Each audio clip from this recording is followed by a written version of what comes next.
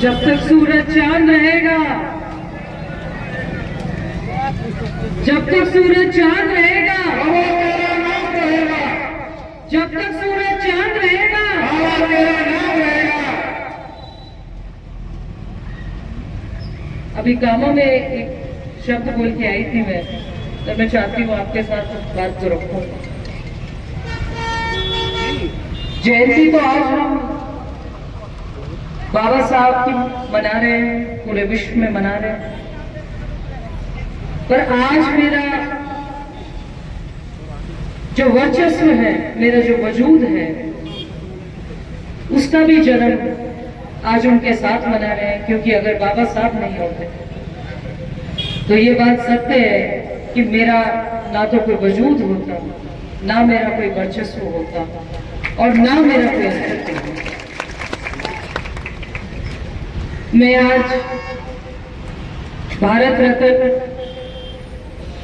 Doctor Bhimrao Ambedkar साहब को नमन करती हूँ, याद करती हूँ और इस बात को हमेशा याद रखूंगी कि वो एक ऐसे शख्सियत थे जिनको युग पुरुष कहा जाए, महापुरुष कहा जाए, समाज सुधारक कहा जाए, दलितों, पिछड़ों, हर गरीब, हर मुस्लिम का मसीहा कहा जाए, या इस देश का संविधान रचने वाले का रचयिता कहा जाए, इस देश को गति देने में भारत के पहले कानून मंत्री के नाम से जाने जाए। ना तो बाबा साहब किसी एक मजहब के थे, ना एक धर्म के थे, ना एक जाति के थे, ना एक समाज के थे। बाबा साहब सब समाज के थे, हर मजहब से, हर जाति से, हर वर्ग से सभी उनका आदर सत्कार करते थे। पहले कानून मंत्री रहे, कानून मंत्री होने के नाते जो वो देश को गति दे सकते थे, वो 75 सालों से अब हम देख रहे हैं कि अब वो गति मिलने लगी है, या वो तब मिली थी या वो अब मिली। मैं बाबा साहब को इसलिए भी याद करना चाहती हूँ,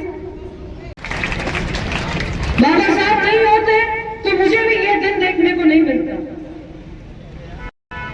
मुझे वो दिन आज भी याद है, हमने चुनाव का आगाज किया था और यही मेरे समाज ने एकत्रित होकर ये कहा था कि हमारी बेटी चुनाव लड़ने जा रही है, हम 75 सालों से सबके कहने से वोट डाल रहे हैं, पहली बार 75 सालों में हम वोट मांगने जा रहे हैं कि हमारी बेटी चुनाव लड़ रही है, आप हमारी बेटी को वोट दीजिए।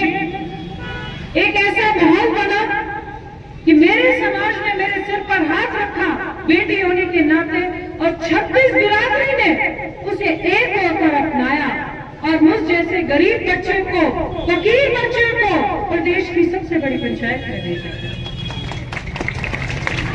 मेरा आपसे सभी से निवेदन है, हम लोगों के लिए बहुत जरूरी है बाबा साहब के आदर्शों पर चलना।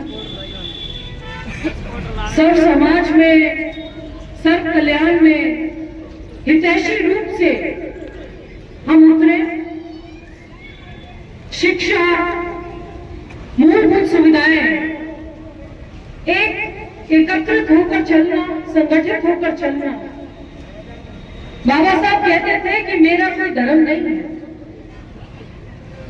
मानवता का कल्याण करना मेरा सबसे बड़ा धर्म है। आदमी जन्म से महान नहीं बनता, आदमी अपने कर्मों से, मानव अपने कर्मों से महान बनता है। आदमी अपने सोच से, विचार से लोगों के हित में आप कितना उतर सकते हो, उससे महान बनता है। मैं आपके सामने, आपके बीच में एक बात कहना चाह रही हूँ। मैं आपकी बेटी भी हूँ, आपका बेटा भी हूँ, आपका सेवक भी हूँ। आपने मुझे बाबा साहब की देन से, जिन्होंने इस इतने बड़े देश का संविधान रच दिया, इस गरीब को मौका दिया है। मैं अपने लोगों के साथ सभी धर्मों के साथ, सभी मजहबों के साथ, सब समाज के साथ मेरा बस आपसे एक ही निवेदन है, आप सब नौजवानों से खासकर शिक्षा का मूल रूप दीजिए, शिक्षित बनिए। जीवन का उद्देश्य आप क्या बनेंगे, आपके भाग्य में क्या लिखा है बनना। मेरे भाग्य में विशेष महल था, साधन संपन्न परिवार से आती हूँ, अकेली संतान हूँ। हिंदुस्तान में सबसे बड़े कॉलेजों में पढ़ाई लिखाई की, विदेश में कॉलेजों में पढ़ाई लिखाई की, अच्छी खाते पीते नौकरी कमा रहे। अपने माता पिता की अकेली संतान हूँ, ना भाई है ना बहन है। ईश्वर की कृपा से अब तो इतने भाई बहन सामने खड़े हैं। पर जीवन में एक सफर देखा था कि मेरा अपना तो सुधार हो गया, उसको तो कोई नहीं रोक सकता। अकेली संतान हूँ, अच्छी जगह विदेश में तालीम हासिल की है, हिंदुस्तान में बड़े से बड़े कॉलेज में पढ़े हैं, बड़ी इमारतों 40-50वीं मंजिल की इमारतों पे नौकरी करने का अंग्रेजों के साथ मौका मिल रहा है, अंग्रेजों के साथ उठने बैठने का अवसर मिल रहा है। पर इससे मेरा तो भला हो गया, पर जिस मूल रूप से जहां की मैं रहने वाली हूं, जिस भारत की मैं वासी हूं, वहां का मैं क्या कहता हूं। जंगल में नाचा बार किसने देखा? सुबह उठते थे, नौकरी पे जाते थे, 9 बजे का नौकरी का ज्वाइनिंग का टाइम होता था, आधा घंटा भी लेट हो जाते थे तो तनख्वाह कट जाती थी। शाम को 6 बजे दफ्तर बंद हो जाते थे, माइनस में टेम्परेचर चला जाता था, इतनी सर्दी होती थी, बर्फ पड़ी होती थी। आते थे, अपना घर पे कुछ काम करते थे, सुबह फिर नौकरी पर चले जाते थे। ऐसा था कि जंगल में नाचा मोर किसी ने नहीं देखा। आप लोगों ने मेरा वजूद बनाया है, मेरा अस्तित्व बनाया है, मुझे नहीं पहचान दी है। मैं एक बात बताना चाहती हूँ, अगर मैं अपने शीश महल छोड़कर आप लोगों के बीच में कदम से कदम मिलाने को तैयार हूं, आप लोग ये बात याद रखिएगा, आप लोगों का एक तिनके का भी पसीना निकल गया तो नौशमा चौधरी अपना खून बहा देगी, ये कहने के लिए आपके बीच में तत्पर हूं। मुझे तो सिर्फ और सिर्फ आपका मार्गदर्शन चाहिए, आपका सहयोग चाहिए, आपका सहारा चाहिए, आपका आशीर्वाद चाहिए, आपकी दुआएं चाहिए। आगे मेरे भाग्य में और आपके भाग्य में क्या होता है उसका तो मैं नहीं कह सकता, पर जो वक्त मुझे आपकी बदौलत मिला है उसको मैं जाया नहीं। जो वक्त और जो वादा मुझे आपके कर्मफल से मिला है, आपकी मेहनत से मिला है, आपकी एकता से मिला है, आपके एक होकर मेरे सिर पे आशीर्वाद रखने से मिला है, उसको मैं जाया नहीं होने दूंगा। आपके बीच में आपकी बेटी बनकर हूं, मेरे घर के दरवाजे आपके लिए 24 घंटे खुले। कुछ लोग कहते थे कहाँ जाके मिलेंगे, कैसे करेंगे।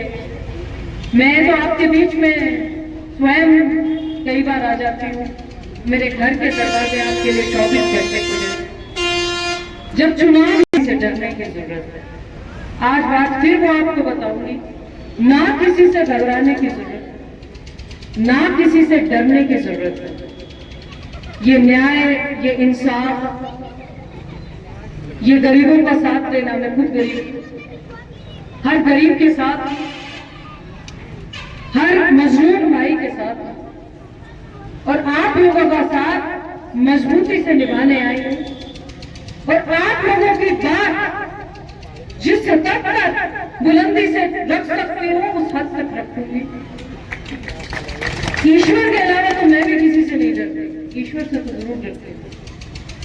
भगवान के अलावा तो मेरा भी सिर अपने या तो बुजुर्गों के सामने झुकता है, या मेरी माओं के सामने झुकता है, या मेरे बड़े भाइयों के सामने झुकता है, या बड़ी बहनों के सामने झुकता है, या किसी उस वफादार के सामने झुकता है जिसको ये याद हो कि जब उतार चढ़ाव का वक्त था तो उसने मेरा कैसे साथ दिया है, या तो वहां झुकता है,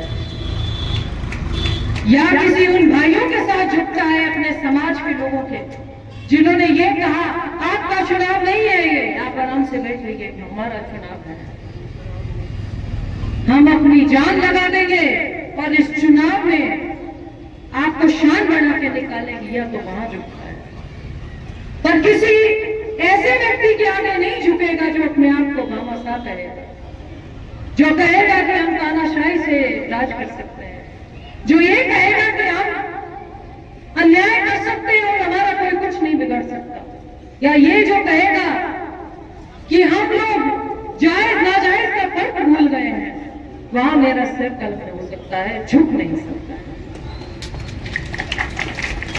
आप सभी लोगों ने मुझे बहुत कम समय में बहुत मान सम्मान दिया है, मैं इसकी बहुत आभारी हूं। मेरा समस्त परिवार आपका आभारी है, आपका शुक्रिया अदा करना चाहता है। आज जहां हम बाबा साहब की जयंती मना रहे हैं, वहां हम जैसे गरीबों का इस देश में जिन्होंने हौसला किया है कि हम प्रदेश की या देश की राजनीति में उतरकर अपनी आवाज बुलंद करना चाहते हैं, ऐसे बाबा साहब के चरणों पे मैं नमन करती हूँ जिनकी बदौलत आज हम यहाँ बैठे हैं। मैं एक और बात कहना चाहती हूँ, यहाँ से कुछ दूर अपना सामुदायिक भवन बन रहा है, मैं उसमें अपने विधायक कोष से 5 लाख की घोषणा करती हूँ। एक बात और कहना चाहती हूँ, उसमें आप चाहे 4 दीवारी कीजिए, चाहे कमरे बनाइए, चाहे लेंटर बनाइए, चाहे शमशान की 4 दीवारी कीजिए, चाहे टिन शेड डालिए, और 1% कहीं कम पड़ जाए कि हमें और आवश्यकता है, तो आप मुझसे कोरे कागज पे दस्तखत करा के ले जाइएगा, उस पे जो अमाउंट आपको ठीक लगे उसको भर दीजिएगा। और हम लोग अपने लोगों के लिए, सभी 36 बिरादरी के समाज के लिए, ये जो मंच है इधर भी और उधर भी इस बात को जताता है कि बाबा साहब के लिए सभी समाज के, सभी मजहब के, सभी धर्मों के लोगों के दिलों में कितनी मोहब्बत, मान सम्मान और इज्जत है। आप सभी लोग इसी तरीके से मुझे दुआएं देते रहिए। कहीं गलती कर दूं तो कान पकड़ के, मेरे बुजुर्गों को इतना हक है कि कहीं गलती कर दूं तो इतना अख्तियार है कि कान पकड़ के मुझे बता सकते हैं यहां गलती कर रहे हो। आप लोगों से दुआ की गुजारिश है,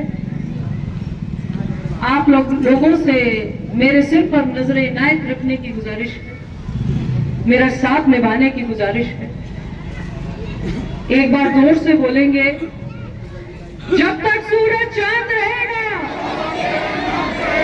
जब तक सूरज चांद रहेगा, तेरा नाम रहेगा, जब तक सूरज चांद रहेगा, तेरा नाम रहेगा। जय भीम।